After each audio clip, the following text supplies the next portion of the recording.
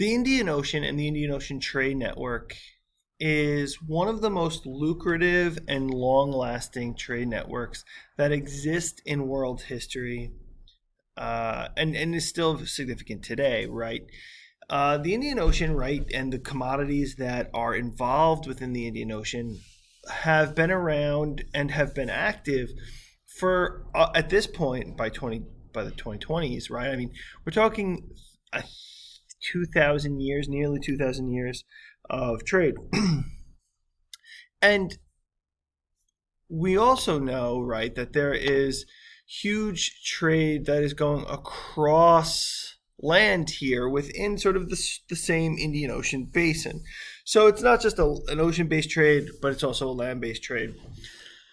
And the commodities are very wide ranging. They are very, as I said, they're luxury items. They are goods that people demand and people desire, right? So like if we think about things like silks, spices, teas, they come certainly from porcelains. They come from China, South Asia, Southeast Asia, South Asia, Southwest Asia, the Arabian Peninsula. And then we also have other items, animal goods, animal products, ivory, leathers that come from the east coast of Africa. This region is hugely diverse, right? We are not talking about sort of small isolated areas.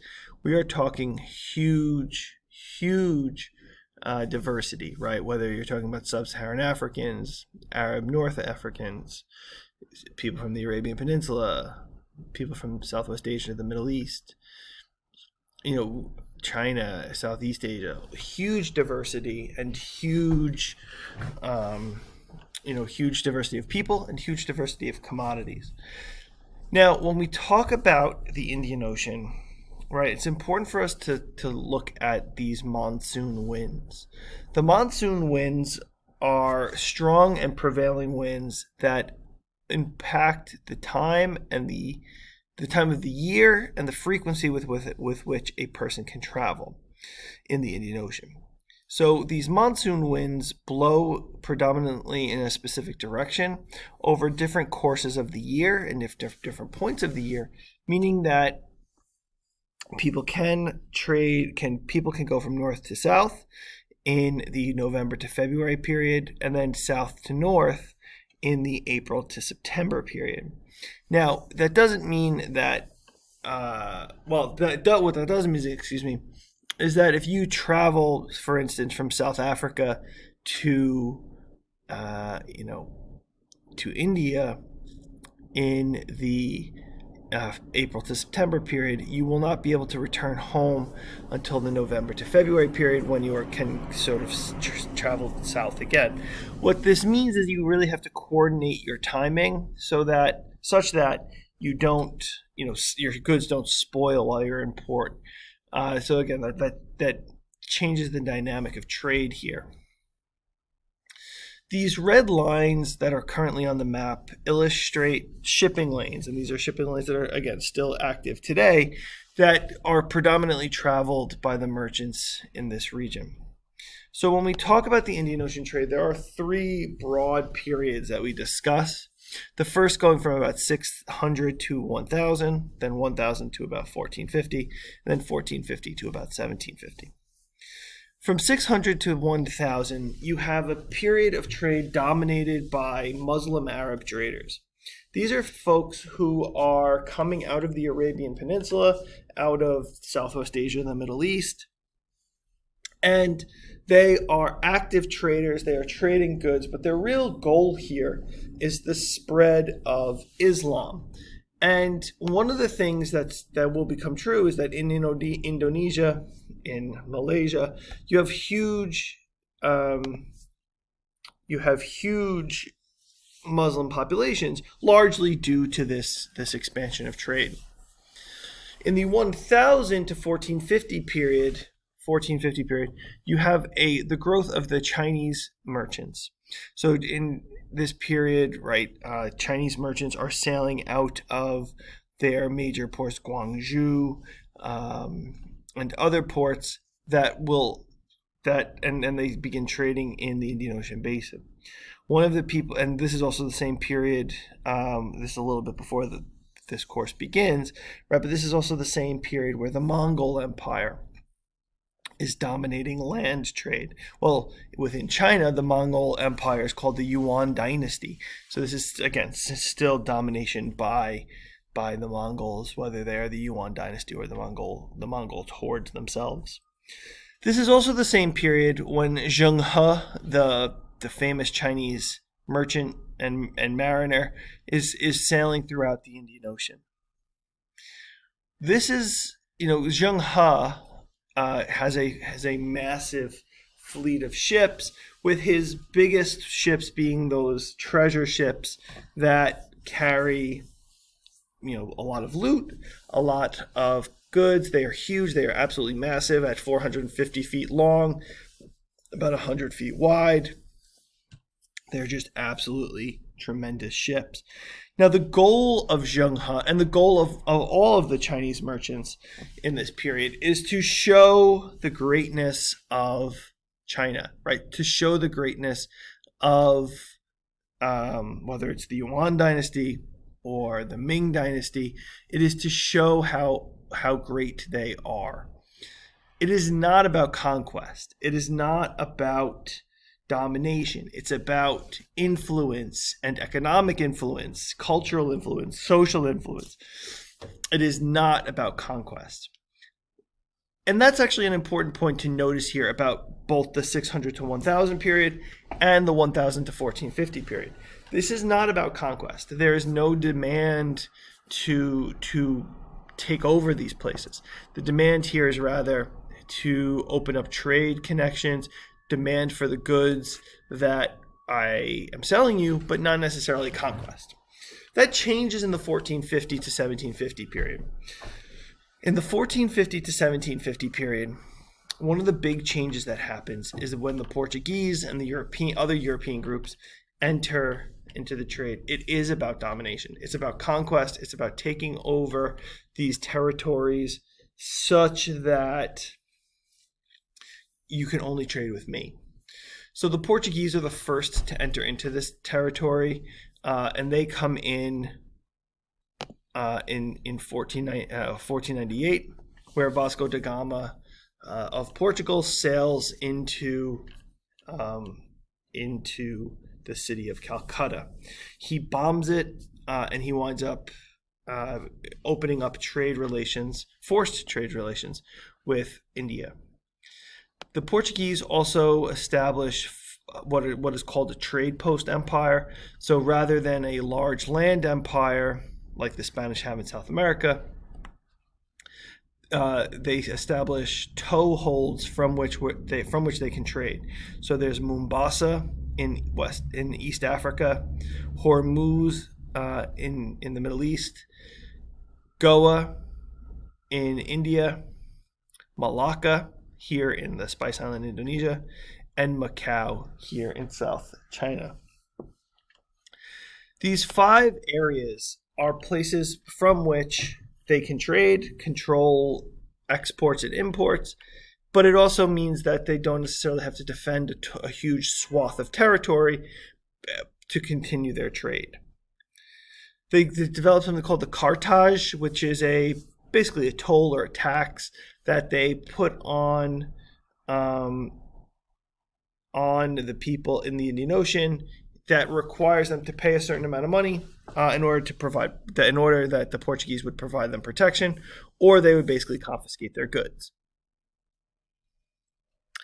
The Spanish are the second group that enter into the Indian Ocean, and they come in the 1500s. This is predominantly through the first voyage of Ferdinand Magellan.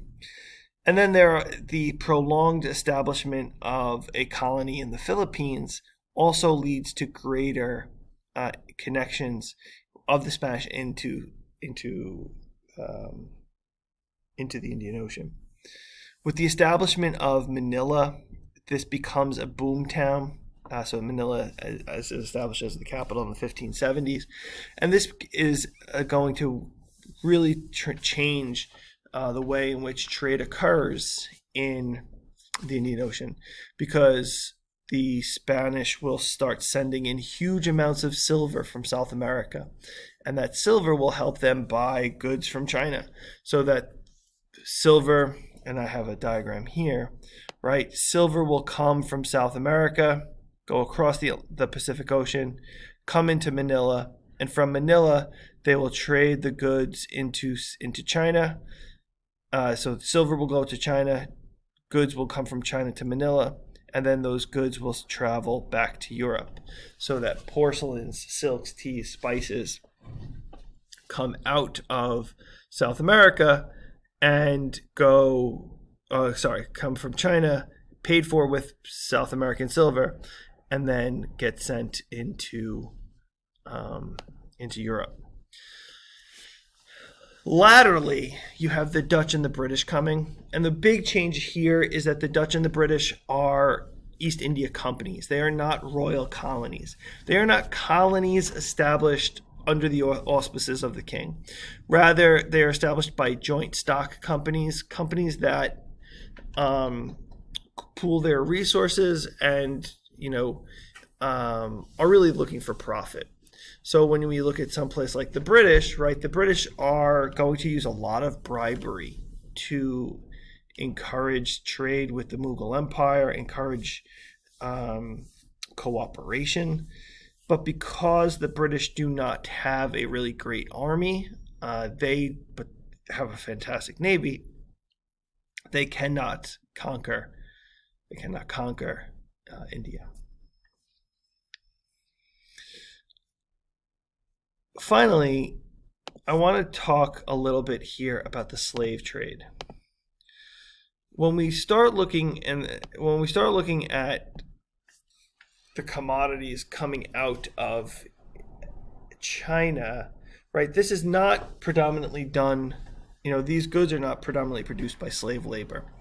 But when we look at the South American example and the North American example, the goods that are coming out of South America and North America are predominantly slave produced. So the silver that is being taken out of the mines at the city of Potosi are particularly included here. So these silver mines are producing goods that will ultimately make their way into the trade system, right? So the silver is being extracted from South America, and then it is helping to pay for those Asian commodities, right? But other items are also going to become important here, and that is particularly true when we look at places like North America and the Caribbean, right? So one of the things that's going to happen here is there's going to be a huge demand for slaves in the Caribbean for the production of sugar, and in Brazil for the production of sugar, as well as tobacco, cotton,